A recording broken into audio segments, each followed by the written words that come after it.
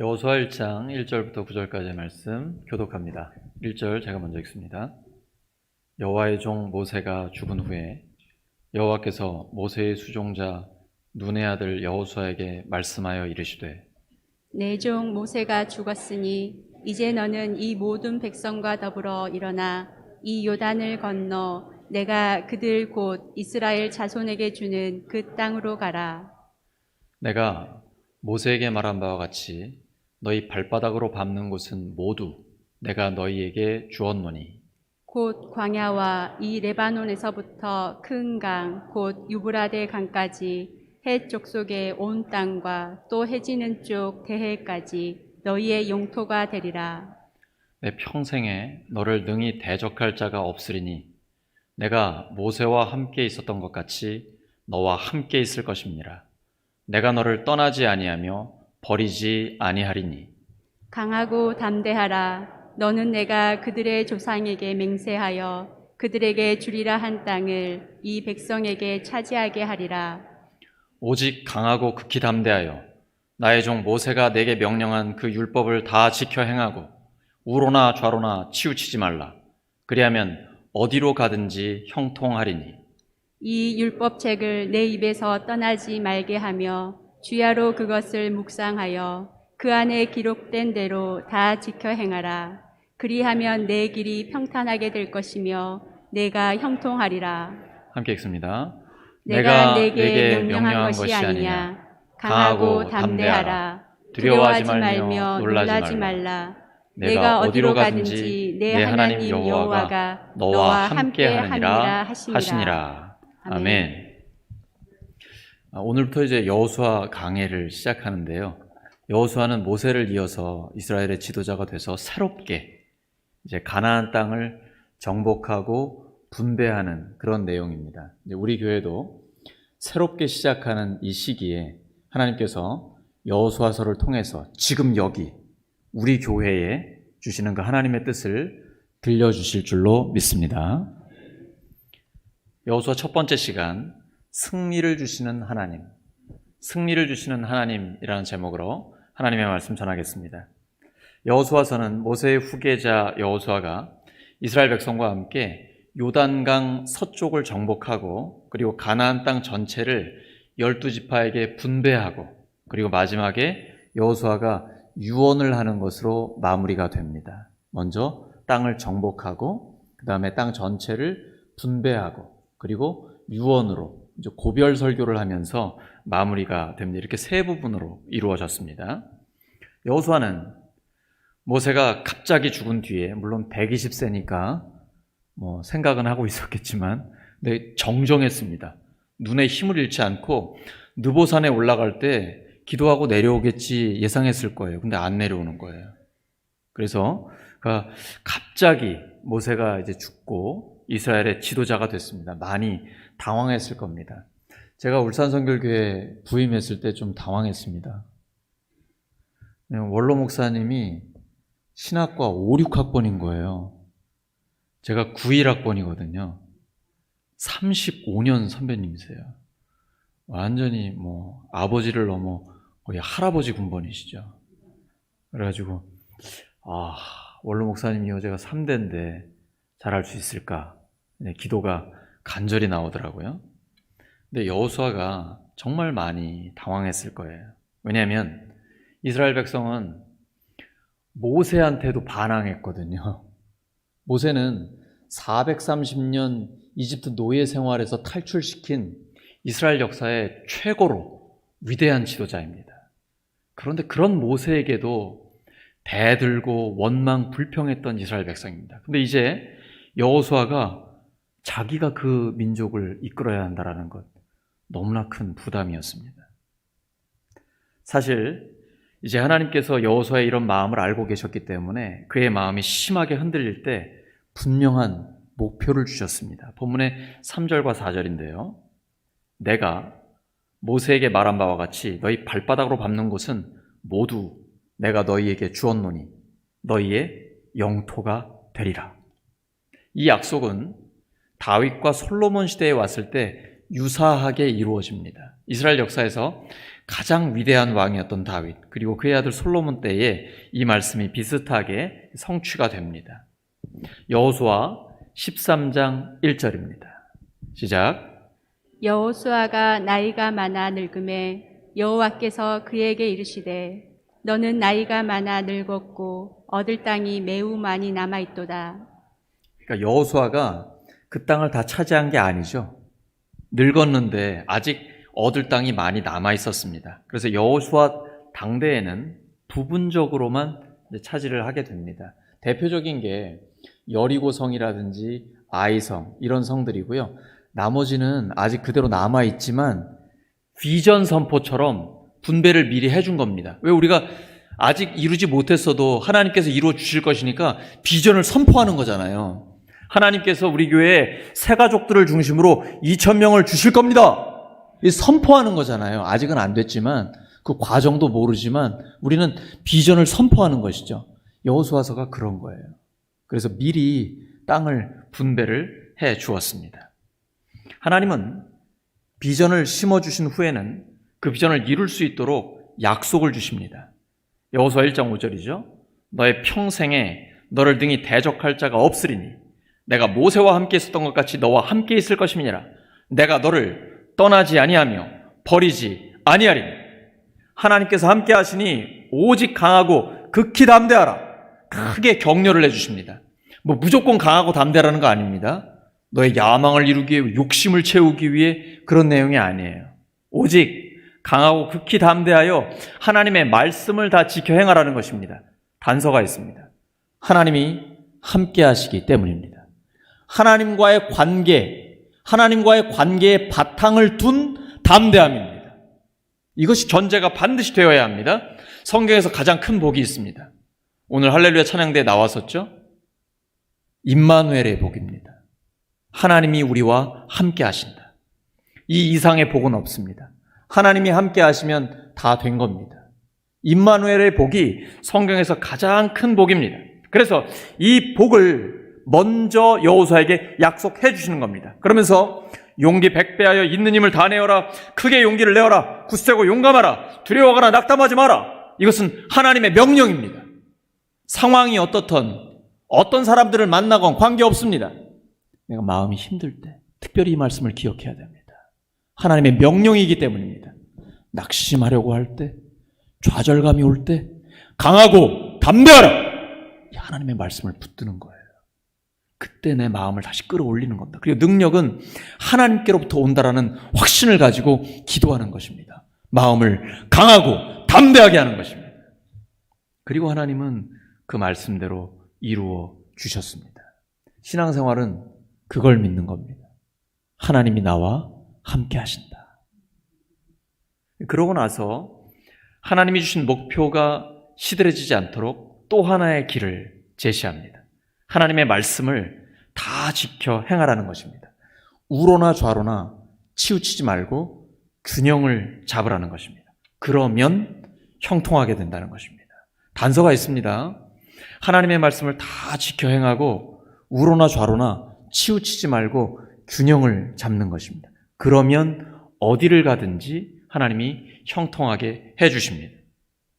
모세의 임무는 노예 생활에서 탈출하고 광야에서 인도하는 거였습니다.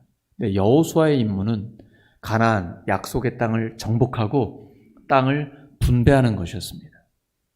그는 군대 사령관으로 직접 전투에 임했습니다. 칼을 들고 지휘를 하는 군대 장군이었습니다. 그런데 하나님은 군대 장관에게 군사 전략이나 전술을 주신 게 아닙니다. 성경을 묵상하고 실천하라는 말씀입니다. 이런 건 목사한테 주셔야 되는 거 아닙니까? 왜 그럴까요? 하나님은 그가 용감한 군대 장군을 뛰어넘어 실천하는 영적인 사령관이 되기를 원하셨기 때문입니다. 미국의 역사에서 남북전쟁할 때 링컨은 그 전쟁 중에 항상 기도실에 있었죠. 먼저 하나님께 여쭤봤습니다. 이게 다윗의 전략이었습니다. 다윗은 전쟁을 하거나 어떤 중요한 결정을 할 때 하나님께 여쭤봤습니다. 하나님, 이번에 갈까요? 말까요? 하나님 가면 하나님 책임져 주실 것입니까? 그래, 적들을 너의 손에 맡긴다 말씀해 주시거든요. 항상 하나님께 여쭤보고 전쟁에 임하는 것입니다. 그리고 하나님께서는 여호수아가 모든 백성에게 신앙적으로 모범이 되기를 원하셨습니다. 그래서 말씀을 묵상하고 실천하라 라고 말씀하시는 겁니다. 하나님께서 우리에게 주신 목표를 이루는 길은 간단합니다. 말씀을 묵상하고 실천하면 됩니다. 하나님이 주신 새로운 목표가 계속해서 타오르려면 말씀이라는 기름이 있어야 합니다. 말씀을 붙들고 기도하며 성령의 기름 부심이 있을 때 그 목표가 이루어집니다. 전쟁에서의 승리는 군사력이나 전술에 달린 것이 아니라 말씀에 순종하는 것에 달려 있습니다. 우리의 삶은 모두 다 영적 전쟁입니다. 왜 그럴까요? 일단 정신적으로 이겨야 하기 때문입니다. 내가 너와 함께한다. 오직 강하고 극히 담대하여 하나님의 말씀을 다 지켜 행하라. 세상에 나가보니까 그 말씀대로 살기가 어렵습니다. 돈 벌려면 정직해서만은 힘들잖아요. 그러니까 법에만 안 걸리도록 살짝 법망을 피해가면서 세상 사람 다 그렇게 하는데요 뭐 이러고 싶거든요. 근데 하나님 우리에게 계속 말씀하시는 거예요. 오직 강하고 극히 담대하여 말씀을 다 지켜 행하라. 승리는 하나님께 달려 있습니다. 다윗이 골리앗과의 전투에서 이렇게 외쳤습니다. 사무엘상 17장 47절입니다. 시작. 또 여호와의 구원하심이 칼과 창에 있지 아니함을 이 무리에게 알게 하리라. 전쟁은 여호와께 속한 것인즉 그가 너희를 우리 손에 넘기시리라. 다윗이 골리앗을 이길 거라고 누가 예상이나 했겠습니까? 아무도 못했습니다. 그리고 가지 말라고 왕도 뜯어 말리고 형은 막 야단칩니다. 너 지금 전쟁이 장난인 줄 알아? 목사는 교회에만 있으니까 인생이 장난인 줄 알아? 세상에선 그렇게 못 산다니까요. 제가 노량진 수산시장에서 새벽 2시 반부터 12시 반까지 꽃게 장사를 했었습니다. 바가지게 아십니까? 간장게장 담그는 거? 막 살아있는 그 바구니에 담아서 수족관에 그대로 담아와가지고 그게 한 2시간은 멀쩡한데 그 이후에는 금방 숨이 죽어요. 그 살아있는 것처럼 파는 방법 아세요? 개인적으로 오시면 제가 알려드릴게요. 여러분 세상 제가 조금은 압니다. 근데 세상 방법대로 살지 말라고 하나님 우리에게 말씀하고 계세요. 마음을 다해 성경대로 순종하는 것, 이것이 진정 전쟁에서 승리할 수 있는 최고의 방법입니다. 기독교 신앙은 그 어떤 것보다도 말씀에 최고의 권위를 두는 말씀 중심의 신앙입니다. 옆 사람 축복해 주시기 바랍니다. 말씀 중심의 신앙을 사시기 바랍니다.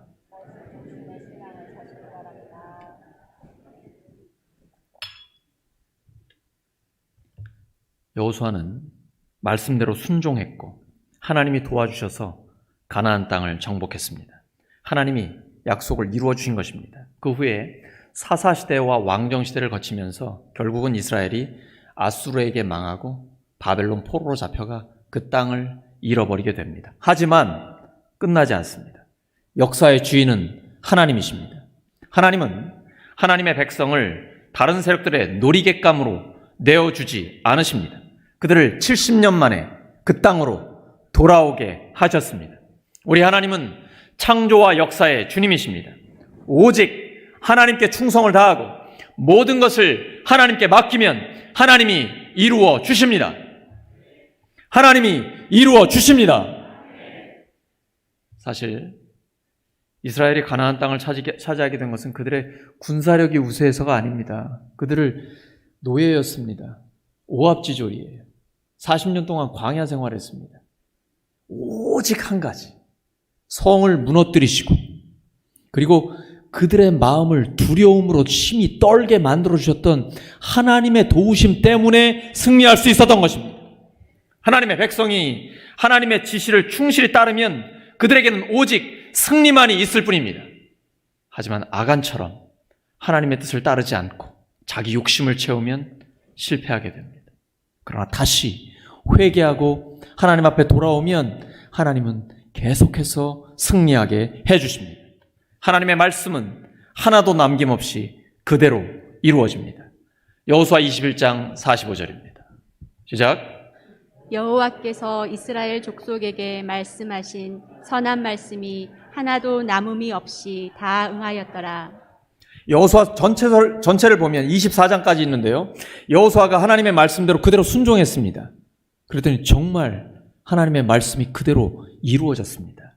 그래서 여호수아처럼 하나님의 약속이 이루어지는 삶을 살려면 성경대로 순종하면 됩니다. 성경대로 절대 순종하면 그 성경이 내 삶에 이루어지게 되는 것입니다. 하지만 이스라엘 백성은 경제적으로 윤택한 삶을 살기 위해 가나안 땅에 우상들을 섬기고 싶은 유혹을 늘 받았습니다. 우상들이 도와줄 수 있다고 생각했기 때문입니다. 우리도 마찬가지입니다. 돈을 벌기 위해서 세속적 방법을 선택할 것이냐, 성경적 방법을 선택할 것이냐, 늘 선택의 기로에 놓여 있습니다. 유혹을 받게 되죠. 이 유혹을 뿌리 뽑으려면 어떻게 해야 될까요? 하나님의 약속을 붙들어야 합니다. 그래서 성경은 구약과 신약으로 이루어져 있는 것입니다. 언약, 이 언약은 하나님이 반드시 지켜주십니다. 신명기 28장 1절입니다. 내가 내 하나님 여호와의 말씀을 삼가 듣고 내가 오늘 내게 명령하는 그의 모든 명령을 지켜 행하면 내 하나님 여호와께서 너를 세계 모든 민족 위에 뛰어나게 하실 것이라.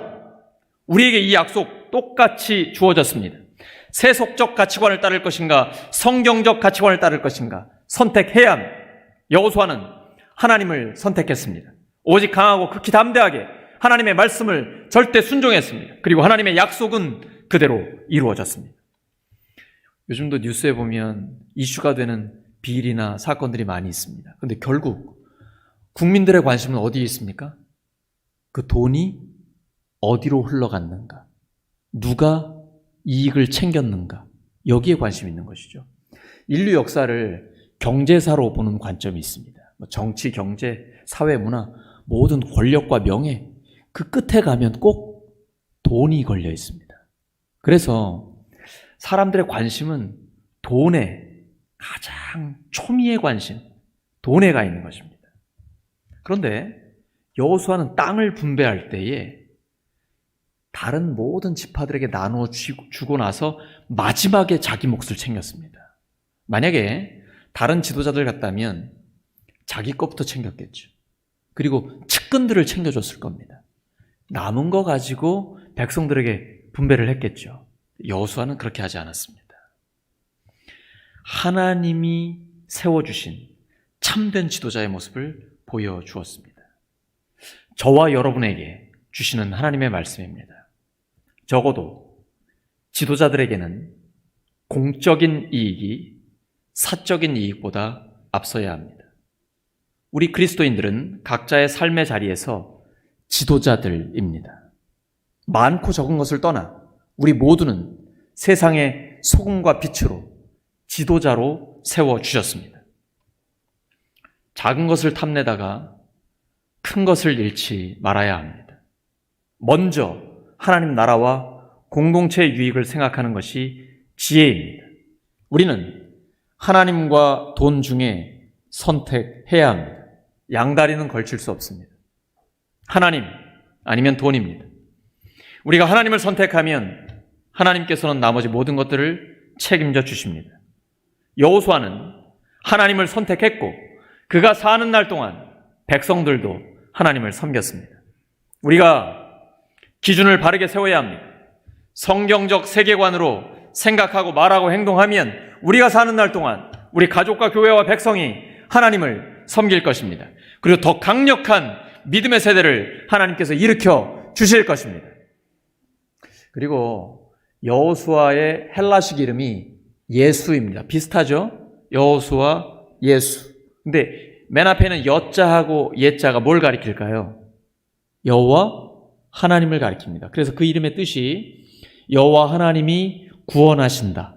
하나님은 구원이시다. 이런 뜻입니다. 원래 여호수아 이름이 호세아거든요. 근데 모세가 그의 이름을 여자를 붙여서 하나님이 구원하신다. 하나님은 구원이시다. 이렇게 특별한 이름을 그에게 주었습니다. 예수님은 우리를 죄에서 구원해 주십니다. 십자가와 부활을 통해 하나님은 그 약속을 지켜주셨습니다. 여호수아는 110년을 살았는데요. 그의 삶은 크게 3등분할 수 있습니다. 첫째는 이집트에서 노예로 살았습니다. 둘째는 광야에서 모세의 수종자로 살았습니다. 마지막 30년은 가나안 땅을 정복하는 기간이었습니다. 그가 이스라엘의 지도자가 되기까지 하나님께서는 그에게 두 가지 특별한 체험을 해주셨습니다. 첫 번째는 유월절 체험입니다. 따라하시죠. 유월절 체험. 유월절 체험. 유월절 체험. 유월절 체험. 하나님께서는 여호수아가 이집트에서 노예로 살아갈 동안 출애굽하기 직전에 유월절 체험을 하게 하셨습니다. 그 시기에 모세는 바로와 영적인 전쟁을 하고 있었고 10가지 재앙이 있었습니다. 그 중에 마지막 재앙이 장자의 죽음이죠. 모든 집의 장자가 죽어서 곡소리가 끊이지 않았습니다. 장자건 차자건 아들이건 딸이건 내 자식이 죽는다, 이건 뭐 상상도 하기 싫은 고통이죠. 근데 오늘날의 장자의 개념하고 고대 사회의 장자의 개념은 달랐습니다. 그때는 집안의 중심이고 기둥입니다. 장자가 없으면 그냥 가문이 무너지는 것입니다. 그런데 이집트 땅 전체의 모든 장자가 다 죽었습니다. 그 슬픔이란 이루 말할 수 없는 것입니다. 역대상 7장 27절을 보시면 이런 말씀이 있습니다. 그 아들은 눈이요, 그 아들은 여호수아더라. 미국에 보면 닥터 눈이라고 있어요. 이 성으로도 쓰는 이름입니다. 눈. 이게 울산에는 보기 힘든 그 눈이 아니고 눈입니다. 이름인데 그 아들은 여호수아더라라고 되어 있어요. 여호수아도 어느 집안의 장남이었습니다. 그러면 여호수아도 죽어야 했습니다. 그런데 그가 어떻게 죽지 않았습니까? 유월절에 문지방에다가 문설주에다가 어린 양의 피를 발라놓았습니다. 여호수아는 그때 자기도 죽었어야 했는데 이 유월절을 체험하면서 하나님에 대한 깊은 신앙이 생기게 된 것입니다. 그래서 우리에게도 이 피의 체험, 십자가와 부활의 복음에 대한 확실한 경험이 있어야 합니다. 예수님의 피가 나를 살린다. 예수님이 나를 위해 죽으시고 부활하셨다. 부활하신 주님이 지금 나와 함께 하신다. 이 확신이 있어야 하는 것입니다. 신앙생활은 그것을 믿는 것입니다. 우리 새가족들 뭘 믿냐면 예수님이 나를 사랑하셔서 나를 위해 죽으시고 부활하셨다는 것을 믿는 것입니다. 그리고 부활하신 주님이 나와 함께 하신다는 걸 믿는 것, 이것이 바로 신앙생활입니다. 이것이 강력한 신앙으로 우리에게 다가올 때 믿음이 진짜 힘을 발휘하기 시작합니다. 그런데 십자가와 부활의 복음을 믿지 않으면 대개 인본주의로 나아가게 됩니다. 인간적인 판단으로 상황만 바라보는 것입니다. 우리가 상황을 바라보면 믿음이 연약해지기 쉽습니다. 새벽 기도할 상황이 못 되면 새벽 기도하지 말고, 가난하면 11조도 하지 말고, 주일에 일이 있으면 예배 드리지 말고, 코로나 때문에 교회 가지 말고, 이런 식으로 생각을 합니다. 그것은 인간적으로 충분히 이해가 되고 수긍이 가는 이야기입니다. 하지만 인간적인 이해, 개인의 상황만 강조하면 하나님의 뜻이 설 자리는 없어집니다. 왜냐하면 우리의 모든 것을 공중권세 잡은 자들이 압박하고 있기 때문입니다. 마귀가 우는 사자같이 우리를 삼키려고 틈만 노리고 있기 때문입니다. 하지만 십자가와 부활의 복음을 체험한 사람은 다릅니다. 왜냐하면 예수님은 우리를 위해 자기의 생명을 내어주셨습니다. 상황이나 환경이나 사람들의 반대가 문제가 아니라 우리를 사랑하기 때문에 생명을 내어주신 것입니다. 그리고 부활로 완전한 승리를 이루어 주셨습니다. 우리는 그 주님을 믿는 것입니다. 갈라디아서 2장 20절이죠. 내가 그리스도와 함께 십자가에 못 박혔나니 그런즉 이제는 내가 사는 것이 아니 오직 내 안에 그리스도께서, 예수님께서 사시는 것이라. 이제 내가 육체 가운데 사는 것은 나를 사랑하사 나를 위하여 자기 자신을 버리신 하나님의 아들을 믿는 믿음 안에서 사는 것이기 때문입니다. 이것이 우리의 신앙입니다. 이런 사람은 상황을 보지 않고 약속을 붙듭니다. 하나님께서 주신 약속을 붙들어요. 그래서 말씀을 확신하는 선언을 하게 됩니다. 그럴 때 안 될 것 같던 문제가 해결되는 역사가 이루어집니다.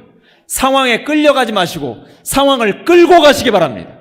그리스도인은 주도적인 삶을 사는 것입니다. 왜냐하면 부활하신 주님이 역사의 주인이기 때문입니다. 그분이 우리 안에 계십니다. 세상에서 너희가 환난을 당하나 담대하라. 내가 세상을 이기었노라. 세상을 이기신 주님이 우리와 함께 하시기 때문입니다. 우리는 신본주의자입니다. 하나님 중심으로 생각하고 하나님 중심으로 살아갑니다. 여호수아에게 그래서 이 6월절 체험은 너무나 중요한 것입니다. 역사의 주인이 되시는 하나님을 체험했기 때문입니다. 두 번째는 기도의 체험입니다. 따라하시죠. 기도의 체험. 기도의 체험. 눈 뜨면 하루에 30분씩 기도하고 계십니까? 묻지도 말고 따지지도 마십시오. 왜 30분이냐 이런 거 물어보지 마시고 무조건 하루에 30분 이상 기도해 보시기 바랍니다. 하나님의 역사를 새롭게 경험하실 것입니다. 제 눈빛을 보십시오. 진짜 경험하신다니까요. 제발 하루에 30분 이상 기도를 해보시기 바랍니다. 안 하면 자기가 손해입니다. 하면 하나님이 엄청난 역사를 우리의 삶에 일으켜 주십니다. 사실 여호수아는 칼 들고 전쟁에 나가 있는 군대 장군입니다. 현장에서 싸우는 사람이에요. 근데 모세는 아론과 훌과 함께 산에 올라가 손 들고 기도합니다. 어느 게 더 중요합니까? 기도하는 손입니까? 칼 든 손입니까? 분명한 영적 전쟁의 원리를 역사 주세요. 우리는 현장에서 싸우니까 현장이 더 중요하다고 생각하는데 기도하면 이기고 기도 안 하면 지는 거예요. 우리는 현장에서 기도의 싸움과 그리고 현장의 싸움을 함께 싸웁니다. 근데 기도가 먼저입니다. 기도에서 이기면 하나님께서 현장에서 이기게 해주십니다. 기도의 승리와 현장의 승리가 함께 이루어집니다. 여호수아는 여호와 니시 승리를 주시는 하나님을 경험합니다. 따라하시죠. 승리를 주시는 하나님. 승리를 주시는 하나님. 우리는 기도로 싸우고 현장에서 싸웁니다. 기도의 승리와 현장의 승리는 함께 이루어집니다. 여호수아는 80년의 준비 기간 동안에 가장 중요한 두 가지 체험을 했습니다. 예수님의 십자가와 부활의 복음의 핵심인 6월절 체험을 했습니다. 그리고 기도의 승리가 현장의 승리를 가져온다는 것을 체험하게 됐습니다. 이건 과거의 준비 상황입니다. 이제는 막 새로운 지도자로 나서는 때입니다. 그러니까 현재 어떤 준비를 해야 될까? 이제 하나님이 그걸 말씀해 주시는 겁니다. 하나님의 지혜는 미래를 준비하는 데 있습니다. 하나님의 지혜를 받은 요셉은 7년의 풍년 기간에 흉년 기간을 준비했습니다. 요즘 날씨가 추웠다가 더웠다 하시죠? 지금 난방을 교회에 하니까 좀 더우시죠? 추웠다가 더웠다가. 그래서 제가 요즘 추웠다 더웠다 그래요. 그랬더니 목사님 갱년기인가 봐요. 그러시더라고요. 어제 제가 한의학 박사님과 대화를 나눴습니다. 그 박사님 말씀이 여자분들에게 갱년기는 하나님이 주시는 특별한 복이라고 하시더라고요. 그 갱년기가 굉장히 힘들잖아요. 근데 그 기간에 한 7년 정도 에너지를 축적을 하게 한답니다. 그러고 나면 남은 인생에 한 30년, 40년 이상을 건강하게 살 수 있다라고 그렇게 얘기를 하더라고요. 그래서 여자가 남자보다 평균 한 7년 정도 더 산다고 합니다. 이 갱년기가 불편하고 힘들지만 남은 인생을 위해 준비하는 기간이라는 것입니다. 하나님이 불편하고 힘든 고난 가운데서 지도자를 그리고 그리스도인을 준비시키는 이유가 있습니다. 고난을 겪은 사람만이, 이 눈물 젖은 빵을 먹는 사람, 고난을 경험해 본 사람만이 새로운 변화를 추구하기 때문입니다. 그 사람에게는 헝그리 정신이 있습니다. 제가 우리 교회 전사님들도 보고 후배들도 보지만 힘든 거 제가 잘 알거든요. 왜 잘 알까요? 우유값도 없었다니까요. 제가 대학 교수 조교로 한 달 월급 14만 원 받으면서 생활했었다니까요. 헝그리 정신을 지금도 가지고 있어야 돼요. 우리 그리스도인들은 모두 다 헝그리 정신이 있어야 돼요. 그래야만 하나님의 뜻이 내 삶에 이루어지기를 원합니다. 하나님이 원하시는 수준까지 올라가기 원합니다. 하나님 약속이 내 삶에 실제로 이루어지기를 원합니다. 이런 갈망이 어디서 나올까요? 배부르고 따뜻하면 안 나와요. 내 안에 배고픔이 있어야 돼요. 갈망이 있어야 돼요. 이게 기도가 되고 하나님 그 기도를 들으시고 응답하십니다. 진짜 축복은 마음이 가난한 사람이에요. 그 사람에게 하나님 나라가 임합니다. 옆 사람 축복해 주시기 바랍니다. 헝그리 정신을 가지시기 바랍니다.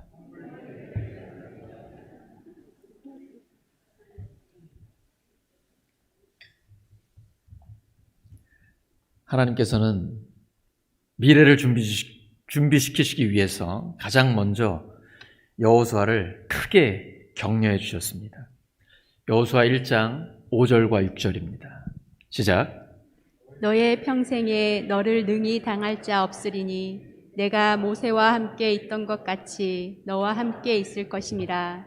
내가 너를 떠나지 아니하며 버리지 아니하리니 마음을 강하게 하라. 담대히 하라. 너는 이 백성으로 내가 그 조상에게 맹세하여 주리라 한 땅을 얻게 하리라. 엄청나지 않습니까? 이 말씀 우리에게 주시는 말씀이에요. 너의 평생에 너를 능히 당할 자 없으리니. 왜요? 하나님이 우리와 함께 하시기 때문에. 이게 최고의 복이에요. 리더십 전문가 중에 존 맥스웰이라고 있어요. 이런 말 했습니다. 격려는 영혼의 산소이다. 남편 하는 일 잘 되기 원하십니까? 아낌없이 격려해 주시기 바랍니다. 아내와 자녀들, 부모님, 우리 가족들, 교회 식구들 잘 되기 원하십니까? 진심으로 격려해 주시기 바랍니다. 진짜 잘 됩니다. 왜냐하면 격려를 받으면요, 큰 힘을 얻게 됩니다. 우리 인생에는 꼭 필요한 거예요. 제가 요즘 이제 신방을 다니면서 식사를 함께 하잖아요. 그러면 와, 너무 맛있어요. 그럼 목사 말을 안 믿으세요. 아이, 목사님은 맛없어도 맛있다 그러고 뭐 웬만하면 다 맛있다 그러고. 사실이긴 해요. 근데 여러분, 사실에 근거한 격려는요, 진짜 힘이 됩니다. 하나님의 말씀은 역사적 사실입니다. 내가 너와 함께 하겠다. 오직 마음을 강하고 극히 담대하여 하나님의 말씀을 다 지켜 행하라. 부분적으로 지켜 행하지 말고 다 지켜 행하라. 그러면 어디로 가든지 네가 형통하게 된다. 왜냐하면 하나님이 함께 하시기 때문입니다. 지도자는, 그리고 그리스도인은 격려를 받고 격려를 하는 사람입니다. 그래서 혹시 사람들이 나를 격려하지 않으면요, 스스로 격려하면 됩니다. 잘하고 있어. 맛있는 것도 막 먹여주고요. 때로는 자기한테 선물도 좀 사주고, 스스로를 하나님께 격려받고 서로 격려하고 격려를 받고 격려하면 함께 승리할 수 있는 것입니다. 말씀 정리합니다. 우리 하나님은 승리를 주시는 하나님이십니다. 신앙생활에서 승리하려면 두 가지를 붙들면 됩니다. 복음과 기도입니다. 예수님의 죽으심과 부활의 복음을 붙들고 기도하면 성령의 기름 부심이 있어서 하나님이 우리에게 계속해서 승리를 주시는 것입니다. 오직 강하고 극히 담대하여 하나님의 말씀을 다 지켜 행하고 승리를 주시는 하나님을 함께 경험하는 우리 모두가 되기를 예수 그리스도의 이름으로 축원합니다. 기도합니다. 하나님 아버지, 오늘 저희들에게 주신 말씀대로 예수님의 죽으심과 부활의 복음을 붙들고 오직 강하고 극히 담대하여 하나님의 말씀을 다 지켜 행하며 승리를 주시는 하나님을 경험하게 하여 주시옵소서. 예수 그리스도의 이름으로 기도드립니다.